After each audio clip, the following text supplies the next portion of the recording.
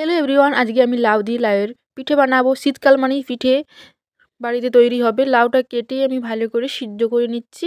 সিদ্ধ করার সময় এটা নুন হলুদ দিয়ে আমি ভালো করে সিদ্ধ করে নেবো। লাউটা কচি ছিল, বেশিক্ষণ লাগেনি সিদ্ধ করতে। সিদ্ধ হয়ে যাওয়ার পর সেটা নামিয়ে ঠান্ডা হতে দিয়েছি। এদিকে সমস্ত মশলা আদা রসুন পেঁয়াজ লঙ্কা জিরা পেস্ট করে এই লাউয়ের সঙ্গে আমি ভালো করে মাখিয়ে নিয়েছি। এখানে আছে চালের গুঁড়ি, চালের গুঁড়ি দিয়ে ভালো করে ডোটা করে নেব শুকনো শুকনো।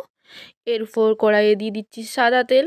সাদা তেল দিয়ে একটা করে বড়ার মতন করে লাউ বড়া বানিয়ে নেব। কারা কারা এই লাউয়ের বড়া খেতে ভালোবাসো অবশ্যই কমেন্ট করো।